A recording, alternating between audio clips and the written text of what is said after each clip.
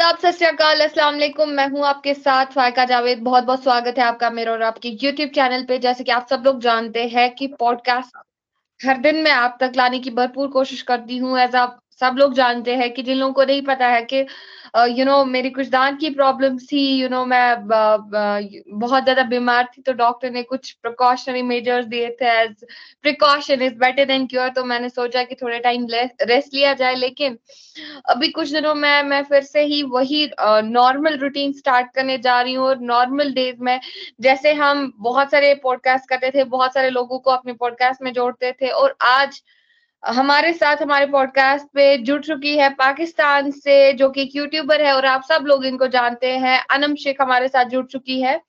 अनम, आपके वक़्त का बहुत शुक्रिया और आपका मैं बहुत स्वागत करना चाहूँगी अपनी चैनल पे।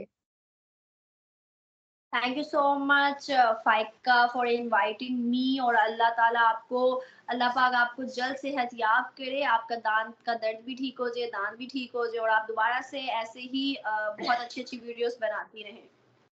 आमीन, आमीन, आमीन। आपकी दुआओं की हमें बहुत ज़्यादा ज़रूरत है। और मैं अपनी ऑडियंस से भी रिक्वेस्ट करना चाहूँगी कि हमें अपनी प्रेयर्स में ज़रूर याद करें।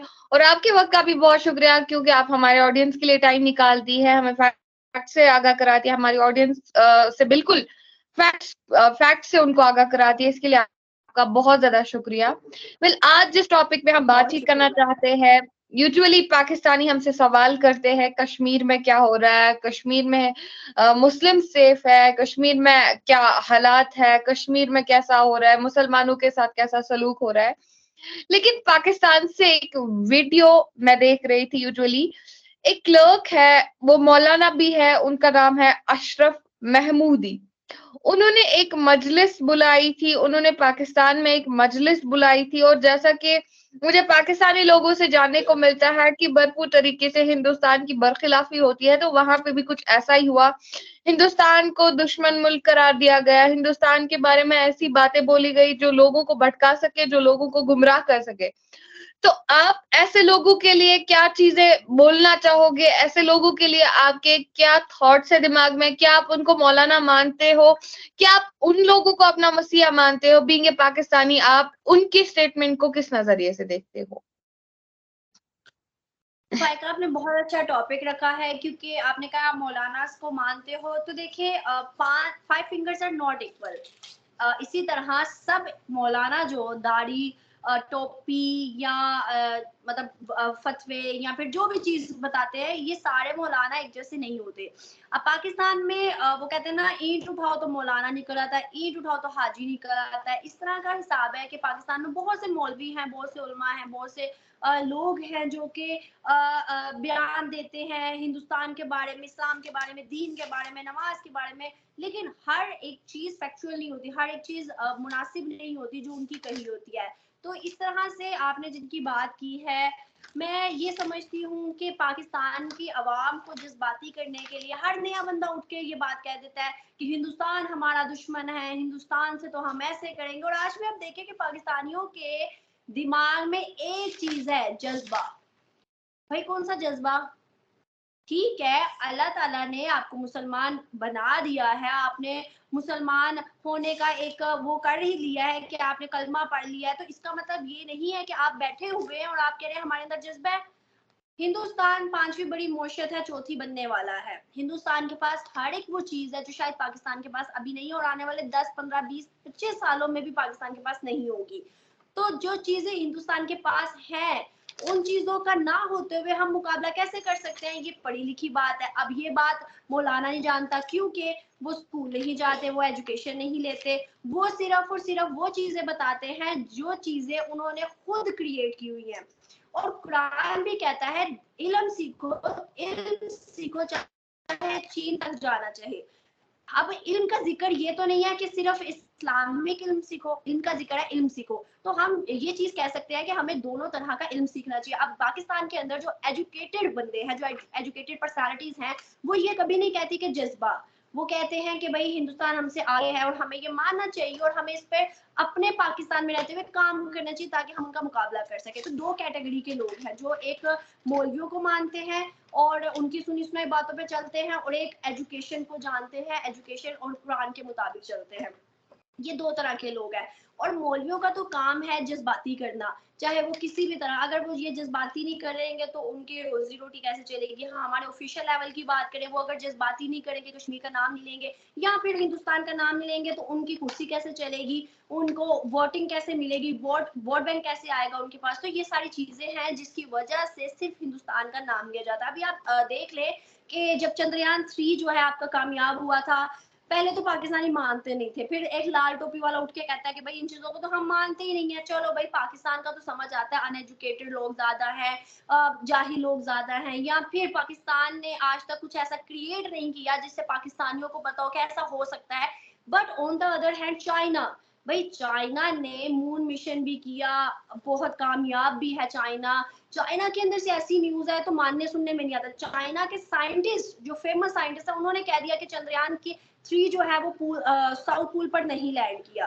बेवकूफों ना बातें, अपने मुल्क का खुद मजाक बनाने वाली बातें, अपने आप को खुद जलील करने वाली बातें, खुद स्टेटमेंट दी चाइना के साइंटिस्ट ने। तो ये चीजें आती हैं सिर्फ और सिर्फ अगले मुल्क को या अगले बंदे को आगे बढ़ता हुआ ना देखना। अब हिंदुस्तान एक बड़ी ताकत बन रहा है आने वाले टाइम के अंदर। मैं समझती हूँ जैसे चाइना को पॉपुलेशन में बीट किया है, कुछ सेक्टर्स में बीट किया है, इसी तरह यूएसए और चाइना दोनों को बीट करके first top of the list पे आ जाएगा हिंदुस्तान। अब ये चीज हजम नहीं हो रही ना चाइना को और ना किसी और कंट्री को, जिसके मुकाबले में आने के लिए इस तरह की स्टेटमेंट्स दी जाती है। वो कहते हैं ना, अमल ना किया जाए तो कुछ ऐसी बातें की जाती हैं जिससे अगले की इमेज गिरानी हो। तो आप कनाडा इशू देख ले, काफी मुल्कों से जिनको हजम नहीं हो रहा, वो सिर्फ और सिर्फ हिंदुस्तान की इमेज को डाउन करना चाहते हैं दुनिया में, जिससे हिंदुस्तान जो है वो आगे ना बढ़ सके और तरक्की ना कर सके। बट मुझे नहीं लगता इससे कोई इफेक्ट पड़ेगा हिंदुस्तान पे, और जिसने तरक्की करनी हो वो आंखें बंद करके चलता रहता है।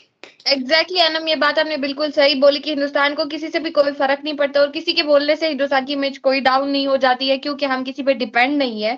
और वहीं अगर हम बात करेंगे इन्हीं मौलाना के बारे में बातचीत करते हैं, ऐसे कॉमन पाकिस्तानी, आप पाकिस्तान की रेजिडेंट है, आपको क्या लगता है कि ऐसे मौलाना या फिर ऐसे ऑफिशियल्स जिन्होंने आपके मुल्क को हमेशा से बर्बाद किया और बर्बाद करते आ रहे हैं, और आज आपका मुल्क इस परिस्थिति से जूझ रहा है, आज आपके मुल्क में डाउनफॉल है, आप देख सकते हैं कितनी खस्ता हालत है। तो एज ए पाकिस्तानी, जब आप अपने मुल्क में ऐसे हालात देखते हो, कैसा गुस्सा आता है अंदर से, और क्या लगता है कि इन मौलानास के साथ और उन ऑफिशियल्स के साथ क्या सलूक किया जाए? क्या आपको लगता है कि ऐसे लोग मुल्क में रहने के लायक है कि नहीं? देखें फाइका, बिंगा पाकिस्तानी, आपको भी पता है कि 9 मई में जो किया, एक लीडर के पीछे लग के या एक लीडर की खातिर, मैं कह सकती हूँ अपने लिए, उस लीडर को आगे रखते हुए जो भी कुछ हुआ 9 मई में गलत हुआ, नो डाउट, ऐसा नहीं होना चाहिए था, बट सुननी चाहिए थी अवाम की बातें। बट अवाम की नहीं सुनी गई, गुस्से जज्बे जज्बातियों के जो भी किया गया। और उसके बाद अभी तक कुछ हमारे सहाफ़ी, जर्नलिस्ट, बहुत सीनियर कुछ लोग जिनको, जो बहुत सोशलाइज पर्सनालिटी हैं, वो अभी तक नजर नहीं आते। तो ये चीजें हैं कि अगर आवाज उठाई भी जाए तो किसके बिहाफ पे उठाई जाए। जिसके बिहाफ पे उठाई थी उसको भी जेल में पहुंचा दिया, इमरान खान, उनको भी जेल में पहुंचा दिया, तो किसके बिहाफ पे उठाए आवाज। अब देखिए, उधर जहां इमरान खान का जमान पाड़े की बात करी, वहां पर अब परिंदा भी पड़ नहीं मारता।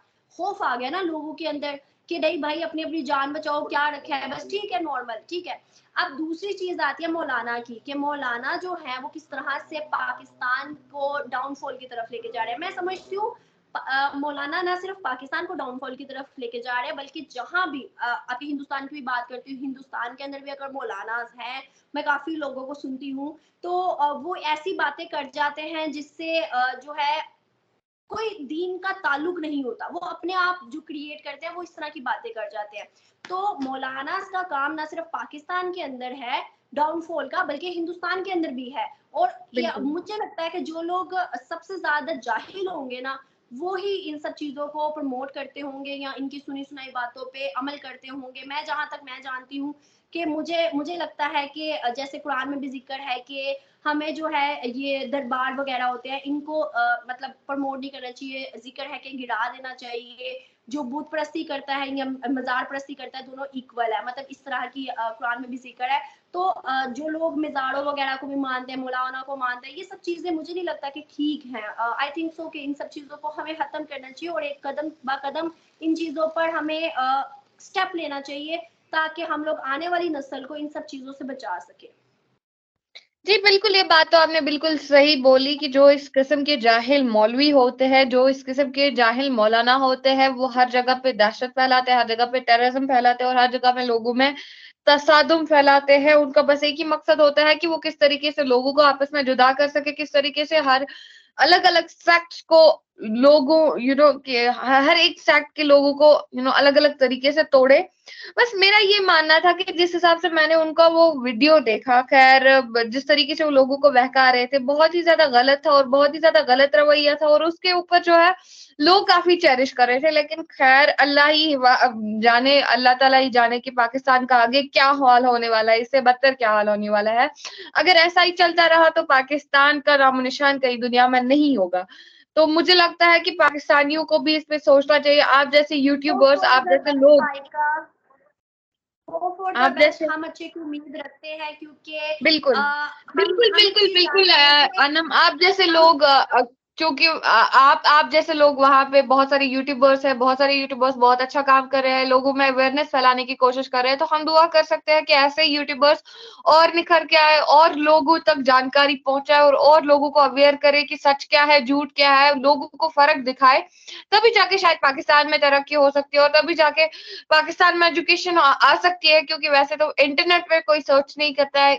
आपकी ज़ुबानी हम पब्लिक में देखते हैं, जब आप पब्लिक रिएक्शंस लेते हैं, तो हम आपकी ज़ुबानी वो सुनते हैं और आपकी ज़ुबानी आप उनको जिस तरीके से वीडियोज़ दिखाते हैं, जिस तरीके से अवेयर कराते हैं, तो काफ़ी ज़्यादा हम कह सकते हैं सराहने वाली बातें हैं, क्योंकि ऐसे जाना, फिर पाकिस्तानी अवाम को समझाना जो इतनी जाहिल है, जिनकी आँखों पे पट्टी बंधी हुई है, जिन लोगों को हमेशा उसी गुमराही के आलम में रखा गया है, उसी अंधेरे में रखा गया था कि इंडिया ने वो किया, इंडिया ने ये किया, कि हिंदुस्तान के नाम पे हमेशा वो गलत तरीके की अफ़वाहें और गलत तरीके की हिस्ट्री पढ़ाई जाती थी। काफ़ी काबिल-ज़िक्र है आपका जो आप काम कर रहे हैं, आपके काम को हम सराहते हैं और हर एक इंडियन सराहता है। वेल, आपके वक़्त का बहुत शुक्रिया, आपने बहुत फैक्ट्स पे बात कही, आपने बहुत फैक्ट्स छेड़े, आपने सच्ची बातें कही और आपने बहुत रियलिस्टिक बातें कही जो हमारे व्यूअर्स के लिए मुफ़ीद है, जो हमारे व्यूअर्स के लिए फ़ायदेमंद साबित हो सकती है और कहीं न कहीं एक पाकिस्तानी की जो ओपिनियन है, जिस तरीके से कुछ पाकिस्तानी हमारे कश्मीर के नाम पे प्रोपेगेंडा खोलते थे, लेकिन कुछ पाकिस्तानी यहाँ पे आके बहुत सारी अच्छी-अच्छी बातें हमारे इंडिया के लिए भी बोलते हैं।